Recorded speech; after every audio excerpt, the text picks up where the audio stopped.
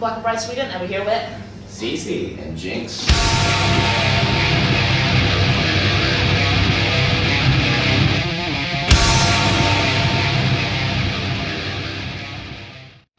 out soon, and which one is your favorite and why?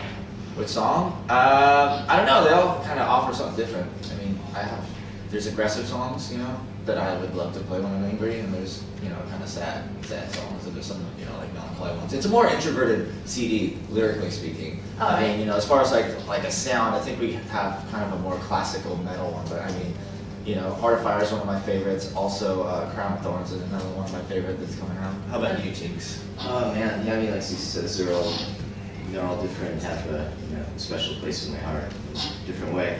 Yeah, Heart of Fire, I enjoy playing that one. Faithless is another one I enjoy. And Goodbye Agony is one that I feel like very it's a bit deeper. it speaks a lot. Yeah. So you like the heavier songs? Well, yeah, I mean, when I listen to that stuff, I kind of think of like the dark times in my life, Yeah. and it's all very relatable too, like we're getting into some different topics and a different vibe lyrically than we have done in previous albums, so instead of the more like, let's get together and fight the world, like It's more inner. Yeah, it's more inner, and there's definitely some darker, more personal messages, and I think each one of us can relate to, different songs. The new album is self-titled. Like, how do you pop the self-titled album, even though it's not your first one? Well, I think it's just time for that now. I think as a band overall, we've through the different albums, we've been trying to find what that sound is that is definitive of who we are and what we want to sound like. And this album, we think, speaks the most in terms of as a band what we sound like, and it's the definitive album for who we are. We're Blackville Brides, so here you go. It just made the most sense. Yeah. It's called self-titled. Sorry. No, as a band, I mean, like, we've never gotten along better than right now. I mean, the morale is very high, and, not to say that we used to hate each other or anything like that, but, just any relationship, that lasts 5 years, you're going to have your highs and lows. Like, imagine doing that with 4 other people, or, like 5 guys collectively, plus crew and, management and everything. So, I mean, we've definitely been through our highs and lows, and right now, working with Bob Rock, our producer, and the whole recording team, Eric is, an engineer, and just all of us just writing, from pre-production to tracking to, mixing to now we're doing press and now we're touring, and so, we're definitely doing, like, the vibe is never been better than this right now, so we're doing great. All right, and how was the work with Bob Rock? Was it amazing? Oh yeah, I mean, we love his work. Yeah, I mean, growing up, I mean, I'm a fan of his work. I was a huge Metallica fan and Motley Crue, and just getting to work with him was just iconic and surreal. So it was definitely an awesome experience. And he was a great guy as well. So. Yeah, we've all been such a fan of his work. Yeah. Motley, the Cole, Motley Crue, or Sid Motley, Metallica. That late night's kicking in right now. Oh man, I went away one last night. But no, I mean, we've been such a fan of his work, and so to work with somebody and achieve that sound, it's definitely exciting for us. Which song was the most difficult to make for you, like either emotional or instrumental?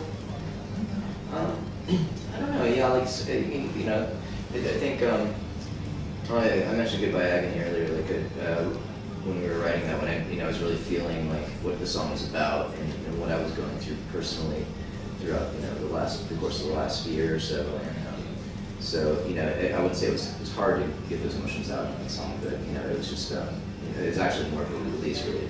And then the song Walk Away was just epic.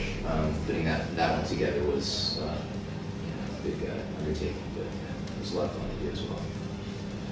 Drag Me to the Grave, I think, came out so different from where it started. Oh yeah. Yeah, so like that started way over here in that field, and and so, not to say it was difficult, but it's just weird that we have this idea for a song and then it ends up being something completely different, and so that one was kind of fun to see it come But out. for all albums, which one is your favorite and why? Oh man. See, that's a tough question. Well, it's not a tough question. My Yeah. favorite's the new one, but Well, they're like having like 3 children, or actually it's like having It's having like 40 children and say which one's your favorite. I mean, they all offer something a little bit different. yeah. But there is that one kid that you just want to throw out of a window. No, I'm just kidding. I mean, I don't think I could pick one. just, No. you know, it depends on what I'm feeling at the time, you know, what type of emotional state I'm in, you know. Yeah, exactly. But Yeah. I've gone so far as well, like from the first album to this album that's coming out. Like it's gone so far. Yeah, it In sounds both good. musical ways and then deeper meaning. Emotionally. Played 2 shows in Sweden last year. Which city was your favorite of those 2? I don't even remember them. That's, They were both awesome. That's I awesome. don't, which cities did we do? It was pretty small venues. I It was know- Stockholm and Gothenburg. Oh yeah. I like Stockholm. Well, actually, I like both obviously because it was like our first headlining Sweden. I think the Gothenburg show that was a little smaller venue, wasn't it? And in that Was that right when when we had they- the dance come up on stage? Yep. Yeah, that one was fun just for the sake of. I mean, it's a small stage and everything. It's a little cramped up there, but it was fun. It was so punk rock because we brought those kids up on stage and they played well. You know, it was awesome. So Yeah, that was they fun. did good work, so. Yeah, good but job. Stockholm was amazing as well. It was a big show. Yeah. I was just stoked to be in Sweden. Yeah. I'm a huge In Flames fan. Yeah. I love the whole like Swedish metal And you stuff. played at Sweden Rock Festival as well in 2011. Yeah. What bands have inspired you to make the kind of music you do today? Like I said earlier, I was a huge Metallica fan growing up, so that was a big one for me. As soon as their album came out, I learned every song on the album. So that's the biggest influence. I think. Yeah, I mean, this band has such diverse influences, and I think that's what makes our music so awesome because we all have a different input. I mean, like Ash listens to EDM and country, and he loves like Dwight Yoakam and stuff. And you know, Andy's grew up with like Misfits, The Damned, and Dolls, and you know, I'm like in Flames, Slipknot, even like EDM. Like I listen to like Bit Cruella. harder music. Yeah, man, I listen to Cruella. You know, Lamb of God, from like Lamb of God to Cruella, like I'm all over the place. And, you know, when I first started drumming, I was like listening to jazz, and so I'm kind of a nutbag when it comes to music. And Jake has some heavy influences as well. So we each, you know, have our own. Which song from the album identifies you as a band? What was That that song song? that you know? Defines us as Yeah. a band. I think the whole record does. whole record. Yeah, because it does One take you. song, Yeah, it does take you on a journey. Like I don't want to pick a song that's more angsty, and then there's one, you know, that's. I mean, we have songs, you know, about past relationships or current relationships, and you know, different things like that. And, you know, even it doesn't have to be like a dating relationship. It's a relationship with another human. You know, became friends, have a falling out type of thing. And, yeah, I don't know. I can't pick just one. Yes, and the new album is really big, like for you as a band, completely. Better. Oh yeah. I think, collectively, well, I mean, we're getting along great as a band. We've just gotten better at, writing songs or putting our feelings out on, so I feel like, we've grown as people as well. So definitely, a lot more grown up. We're all grown up, We Jinxx. did it. Yeah, we're looking forward to hear it, so. Yeah. Awesome. And also, since everyone keeps asking us, because when we upload that we're going to do the interview, everyone's like, oh, when are you coming to? When are you coming to? It's like, are you going to have a Europe tour in the near future? We're gonna have it everywhere too, right? Everywhere. Everywhere short of the moon. Seriously, like Maybe even, I mean, Maybe even on the moon. Yeah.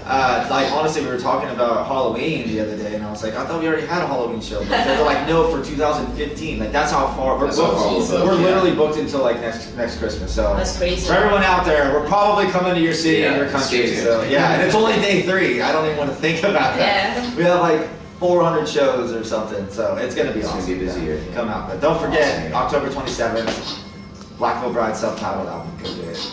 I wish I could, someone tried to teach me Sweden. I wish I could say that right now, but I don't Can you remember. say köttbulle?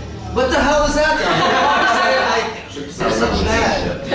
Yes. Can't wait to come back this We weekend. can't wait to come back. Yeah, I'm very excited to play there again. Thank you for your time. Thank so you. much. Thanks for the support, everyone. Go get the album.